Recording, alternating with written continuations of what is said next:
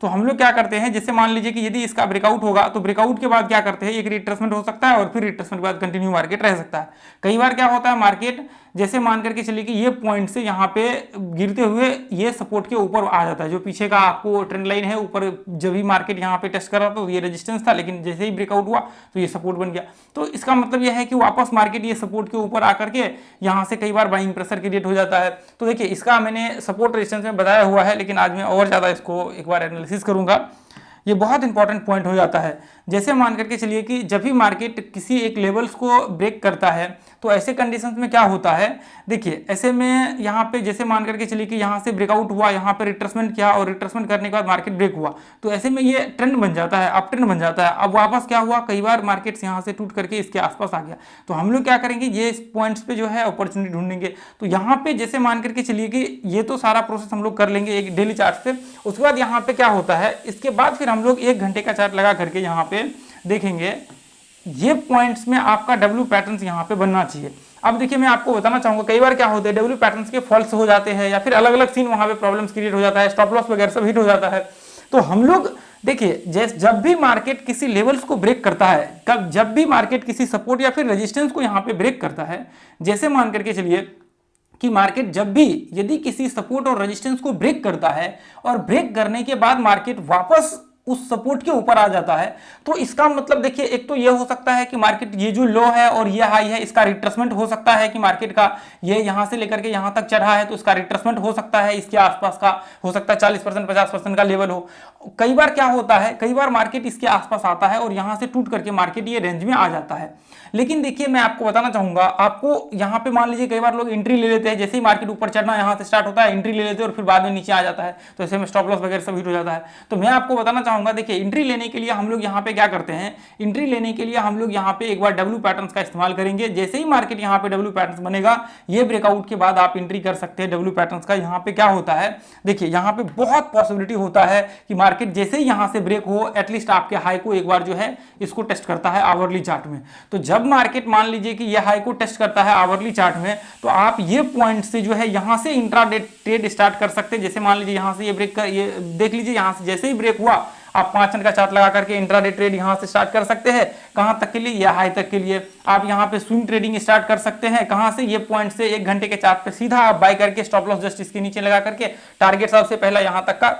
1:1 का आपका रहना चाहिए। तो आपको इसके बीच में जो है ट्रेड आप कर सकते हैं, आपको प्रॉब्लम नहीं होगी। देखिए यहाँ पे हम लोग बिना डब्ल्यू पैटर्न्स का कभी भी ट्रेड यहाँ पे एग्जीक्यूट नहीं कर सकते जब इसके आसपास आता है।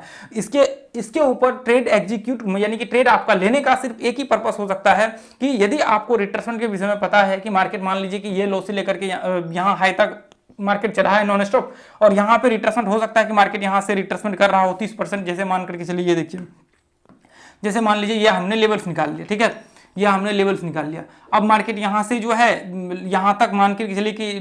नॉर्मल मार्केट चढ़ा और ये लो से हम लोग काउंट करेंगे, यहाँ पे जैसे ही मार्केट नीचे गिरना स्टार्ट किया या हाई तक, तो कभी हो सकता है कि मार्केट ये यहाँ तक का इसका 30% लेवल रिट्रेसमेंट, यदि मान लीजिए कि मार्केट नीचे गिरेगा तो 30% का हो। तो नॉर्मली इसमें क्या होता है, इसमें आपका मान करके चलिए कि सेटअप लगा करके फिर इसके आसपास आप बाय कर सकते हैं, जिसको पुल बैक हम लोग बोल सकते हैं। नहीं तो आपका मान लीजिए कि 40% 50% का भी यहाँ पे रिट्रेसमेंट होता है तो भी हम लोग पुल बैक पे एंट्री कर सकते हैं। लेकिन मोस्ट ऑफ द केस में क्या होता है, जब आपको ये चीजें नहीं कंफर्म होता है, मान लीजिए कि जैसे यहाँ पे जैसे देखिए, जैसे मान करके चलिए कि ये यहाँ पे बहुत ही ये इस तरह से है, ठीक है, और यहाँ पे मान करके चलिए कि ये बीच में रिट्रेसमेंट करके ये इस तरह से यहाँ पे रिट्रेसमेंट किया और ब्रेक हुआ, यहाँ पे ब्रेक हुआ, ब्रेक होने के बाद अभी क्या हुआ, मार्केट यहाँ पे जो है इसके आसपास मार्केट आ गया रिट्रेसमेंट करने के लिए। तो यहाँ पे आपको पता नहीं है, यहाँ से जब आप निकाल करके यहाँ तक लगाएंगे तो आप देखेंगे कि यहाँ पे तो लगभग 60% 65% मान लीजिए यहाँ पे रिट्रेसमेंट कर लिया। यहाँ पे यदि 65% रिट्रेसमेंट कर लिया तो इसका मतलब यह है कि हो सकता है मार्केट वापस ये रेंज में आपके आ जाए, यहाँ से ये फॉल्स ब्रेकआउट हो जाए। तो यहाँ पे जब तक डब्ल्यू पैटर्न्स नहीं बन जाता तब तक हम लोग एंट्री नहीं करते हैं। तो ऐसे कंडीशंस में यदि डब्ल्यू पैटर्न्स आपका यहाँ पे बन जाता है, 70% भी मान लीजिए 65% के आसपास यदि रिट्रेसमेंट करता है और डब्ल्यू पैटर्न्स यहाँ पे बन जाता है, तो फिर हम लोग यहाँ पे क्या कर सकते हैं, एंट्री कर सकते हैं। फिर आपको रिट्रेसमेंट देखने की जरूरत नहीं है, पीछे का जो आपका रिट्रेसमेंट का लेवल निकालना है वो आपको निकालने की जरूरत नहीं है। जब भी मार्केट ये लेवल्स पे आकर के डब्ल्यू पैटर्न्स एक बार बना देता है तो इसका मतलब आपको पीछे की जो लेवल्स वगैरह सब है रिट्रेसमेंट वो देखने की आपको जरूरत नहीं है। आप नॉर्मली डब्ल्यू पैटर्न्स के बेसिस पे आप यहाँ पे एंट्री कर सकते हैं स्विंग के लिए 1 घंटे के चार्ट पे, और दूसरा आप जो है इंट्राडे यहाँ से स्टार्ट कर सकते हैं जब तक मार्केट हाई को टेस्ट करता है तब तक के लिए, ठीक है। तो अब यहाँ पे ये चीजें जो मैंने अभी आप लोगों के साथ बताया हुआ है ये बहुत ही इंपॉर्टेंट और बहुत ही पावरफुल कॉन्सेप्ट है। जब आप मान लीजिए इंट्राडे ट्रेड करते तो ये बहुत बार प्रॉब्लम्स यहाँ पे हो जाता है लोगों को। जब आप देखेंगे कि कई बार लोग यहाँ पे एग्जैक्ट ये पॉइंट पे एंट्री ले लिया और यहाँ पे प्रॉब्लम्स क्या हो गया, यहाँ पे प्रॉब्लम्स ये हो गया, जैसे ही वो एंट्री लेते हैं यहाँ पे प्रॉब्लम्स ये हो जाता है कि बाद में पता लगता है मार्केट यहाँ से जो है टूट करके नीचे जो है रेंज में आ गया, सपोर्ट रेजिस्टेंस बनाना वापस स्टार्ट कर दिया, तो लोग कहते हैं ये फुल ब्रेकआउट हो गया,